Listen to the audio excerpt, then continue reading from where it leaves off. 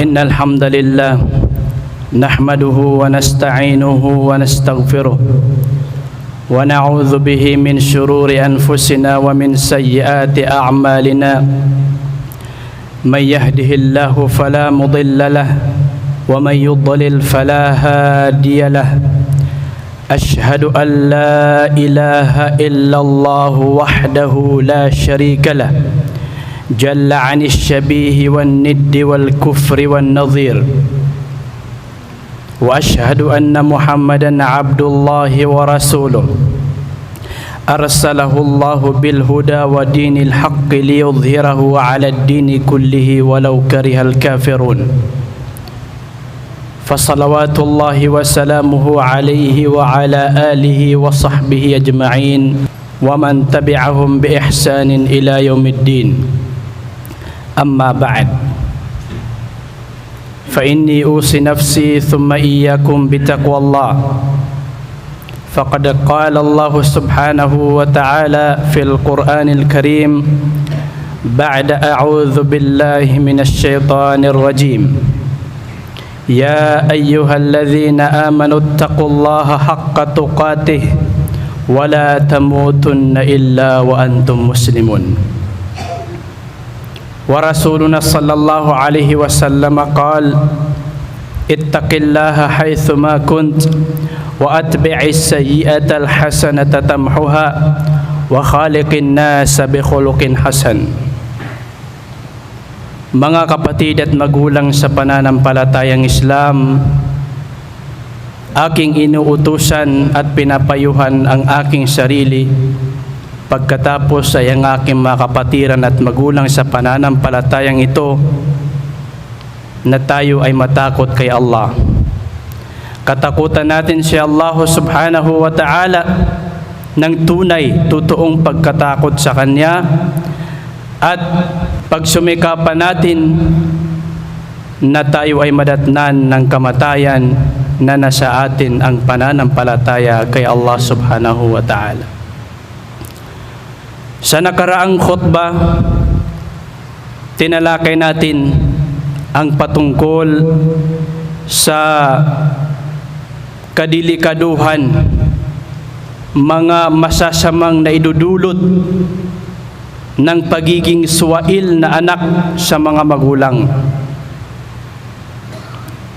Sa khutbang ito, talakayin natin ang mga mangilan-ilan sa mga nagiging dahilan kung bakit nagiging suwail na anak ang tao sa kanyang mga magulang. So, marami po ang mga kadahilanan, mga kapatid sa Islam.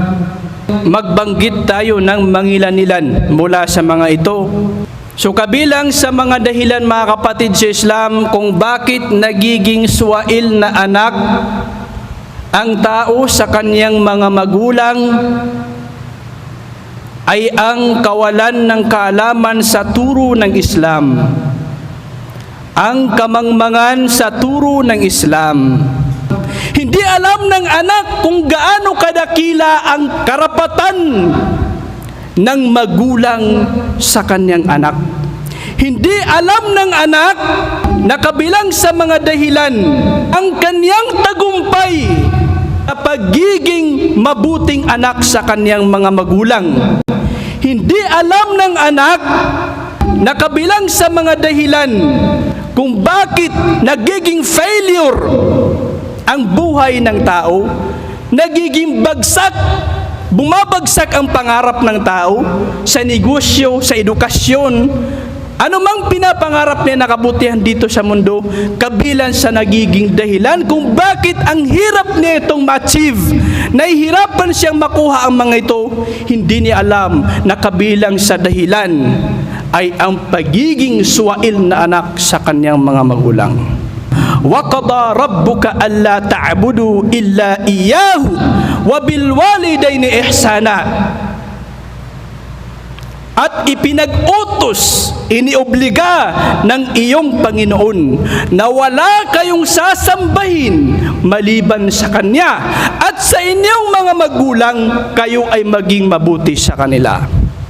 So kung walang kaalaman ng tao, kung mangmang ang tao sa turo ng Islam patungkol sa pagpapahalaga sa mga magulang, paano siya magiging mabuting anak sa kanyang mga magulang? Kabilang sa mga kadahilanan kung bakit nagiging swail na anak ang tao sa kanyang mga magulang, at takasiru fit tarbiyah, pagkukulang ng mga magulang sa tamang pamamaraan ng pagpapalaki sa kanilang mga anak. Allahu Akbar.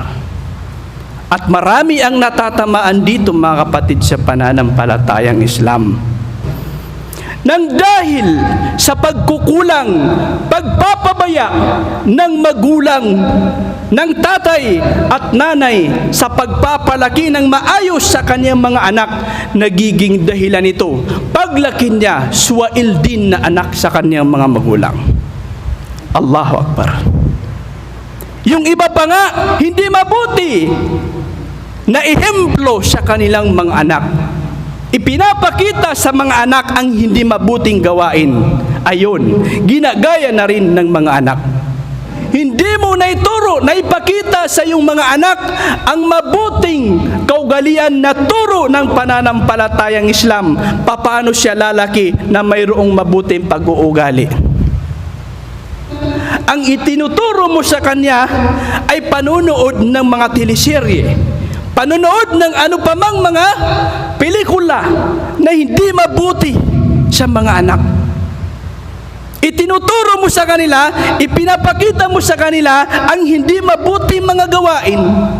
Ipinapakita mo sa iyong anak ang kawalan ng pagsamba kay Allah subhanahu wa ta'ala.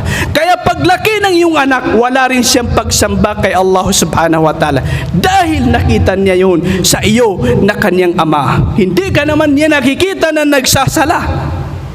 Ano yung matututunan niya sa iyo? Hindi niya sa iyo nakikita na nagsasala. Tingnan natin yung mga nagsasala. Allahu Akbar. Kahit musmus pa lamang na anak, kahit laro-laro lang niya, nang dahil sa palagi niya nakikita ang kanyang mga magulang na nagsasala, ayun, nagsusujud na rin siya. Kahit laro-laro na lang. Kahit yun lang, mga kapatid, paglaki niya, na itanim muna sa kanyang isipan na ugali ng pagiging Muslim ang pagdarasal ng 5 beses araw-araw. Ngayon, kung ang ipinapakita mo sa iyong mga anak ay kawalan ng pagsamba kay Allah subhanahu wa ta'ala, pues huwag ka nang mag-expect ng magandang resulta sa iyong anak paglaki niya. Kasi kung ano yung kanya nakita sa iyo, yun din ang kanyang gagayahin. Kaya sa Islam, mga kapatid, sa pananampalatayang Islam,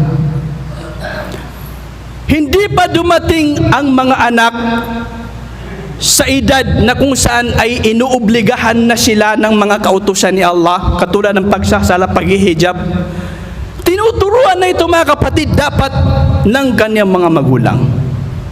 Tingnan niyo sa Islam, hindi pa dumating ng 10 taon, kailangan mo nang ituro sa iyong anak, although hindi pa sa kanya obligado ang pagsasala, pero ituro mo na sa kanya ang pagsasala, nang sa ganun siya ay masanay, at pagdating niya sa tamang edad, hindi mo na kailangang pagalitan, hindi mo na kailangan maghirap na iutos sa kanya yung pagsasala, kasi naturuan mo na siya dati pa, nasanay na siya sa pagsasala. Ganon din ang iyong anak na babae, kahit wala pa siya sa pagdadalaga, kahit wala pa siya sa puberty, ituro mo na sa kanya ang wastong pamamaraan ng pagsuot na pangbabae sa Islam.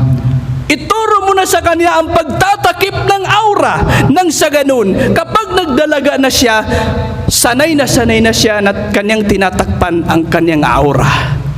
Kaysa doon mo siya pag-utusan, doon mo siya pagalitan kapag dumating na sa wastong edad na kung saan hindi mo siya naunahan na tarbiya, hindi mo siya naunahan ng pangunang pangangaral, pagtuturo sa Islam. Mahihirapan ka, aking kapatid, kung hihintayin mo pa na dumating sa wastong edad. Hindi pa naman obligado sa kanya. Saka na, pag obligado na sa kanya, saka na, pag binata na siya. No, mga kapatid. Kaya nahihirapan yung mga magulang ngayon kasi hindi nila inuunahan ng pangangaral ayon sa turo ng Islam ang kanilang mga anak. Allahu Akbar. Kailangan unahan na natin ang ating mga anak na ituro sa kanila ang tamang kaugalian ayon sa turo ng relihiyong Islam. Nang sa ganun, paglaki nila, mayroon silang tamang kaasalan sa pagkikitungo sa iyo na kanyang magulang. So kabilang yun sa mga factor, kabilang yun sa mga dahilan kung bakit nagiging suwail ang anak sa kanyang mga magulang. Kabilang sa mga nagiging dahilan, mga kapatid, kung bakit nagiging suwail, nagre-rebelde ang anak sa kanyang mga magulang, kabilang sa factor, kabilang sa dahilan ay adamul adl, ang kawalan ng justice. Kawalan ng katarungan sa pakikitungo sa kaniyang mga anak. Ang kawalan ng katarungan ng magulang sa kaniyang pakikitungo sa kaniyang mga anak, na kung baga ay mayroon siyang favorite sa kaniyang mga anak, mayroon siyang pinapauna sa kaniyang mga anak, ay nagiging dahilan ito, mga kapatid, na nagre-rebelde, nagiging suwail na anak ang tao sa kaniyang mga magulang. Kasi nagsiselos yung anak, aking mga kapatid.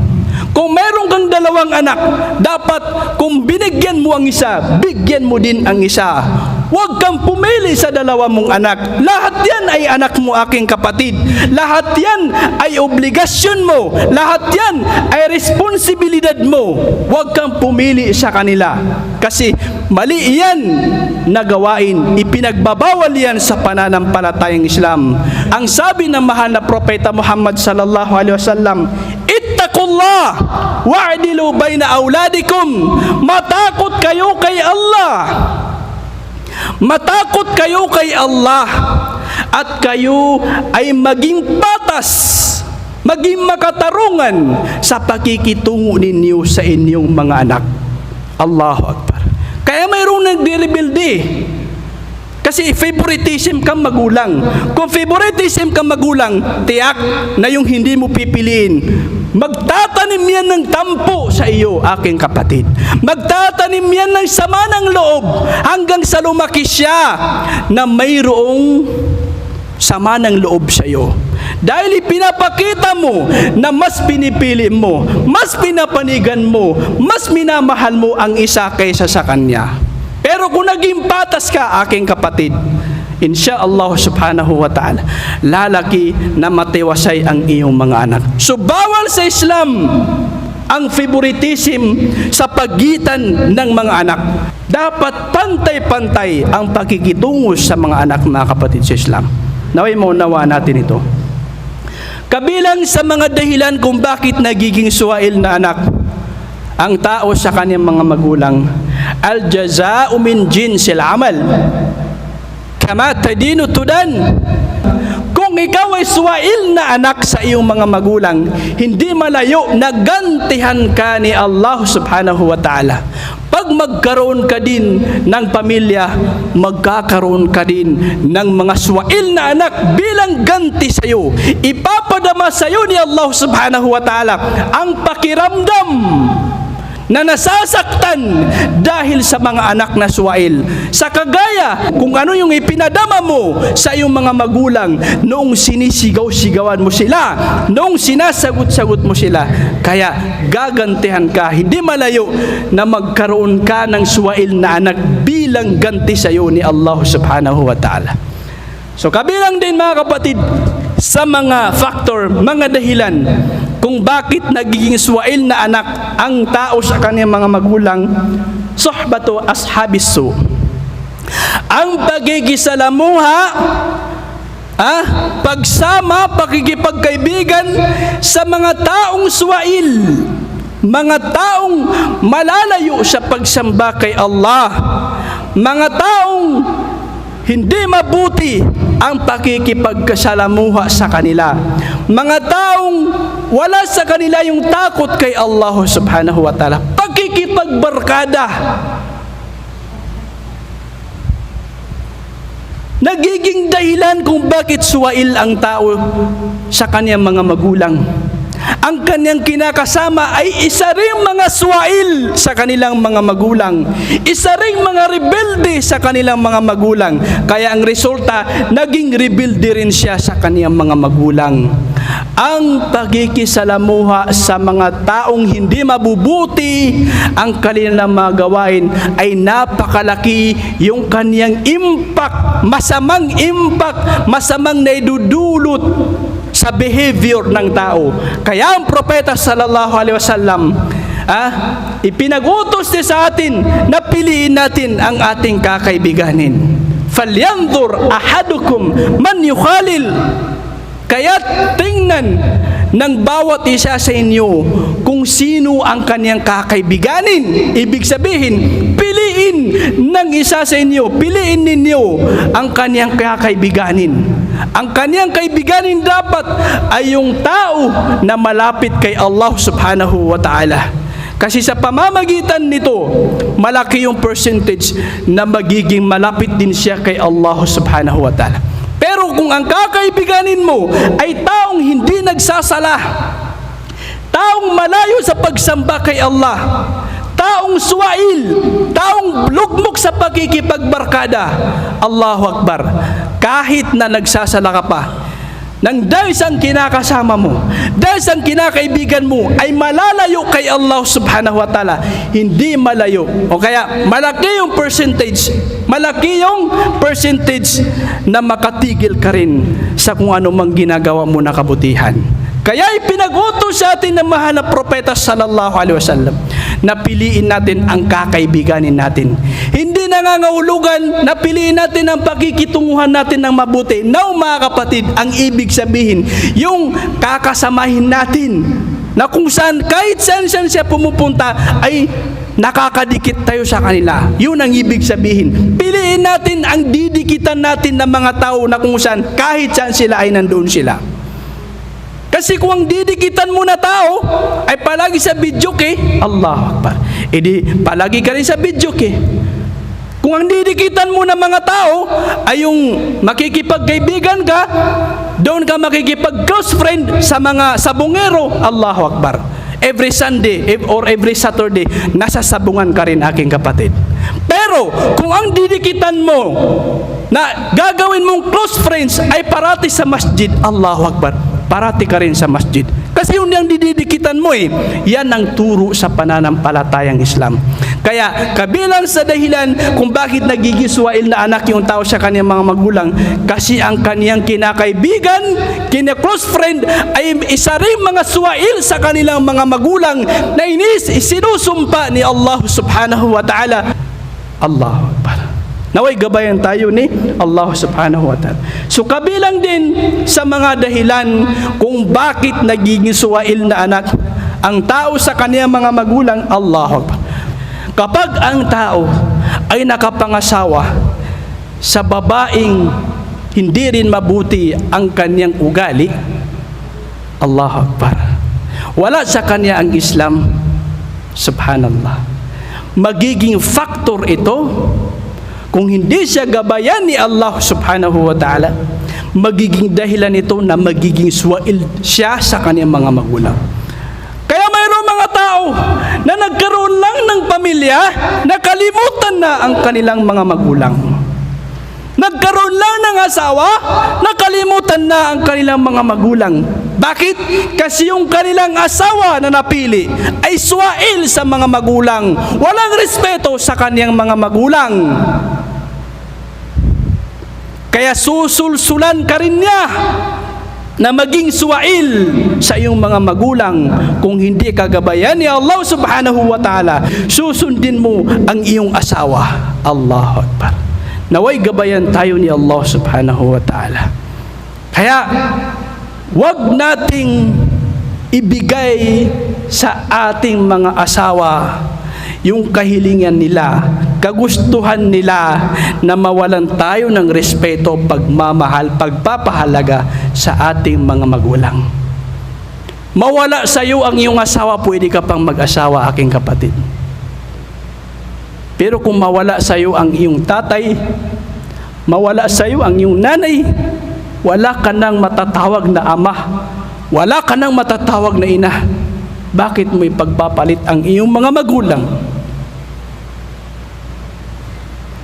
Bakit mo ipagpapalit ang iyong mga magulang? Isa pang kadahilanan, kung hindi ka man nagkulang, ito ay pagsubok sa iyo ni Allah subhanahu wa ta'ala. Meron din sa mga ulama natin, mga ulama, hindi sila nagkulang sa tamang pagpapalaki sa kanilang mga anak, pero naging suwail lang kanilang mga anak. Kabilang sa dahilan, ito ay pagsubok sa kanila ni Allah subhanahu wa ta'ala. Naway gabayan tayo ni Allah. Nawa ay ayusin ni Allah subhanahu wa ta'ala ang sitwasyon ng ating mga anak. Barakallahu li wa lakum fil Qur'anil Karim wa nafa'ani wa iyyakum bima fihi minal ayati wadh-dhikril hakim. Aqulu qawli hadha wa astaghfirullah li wa lakum wa li sa'iril muslimina min kulli dhanbin fastaghfiruhu innahu huwat tawwabur rahim. وما علينا إلا البلاغ المبين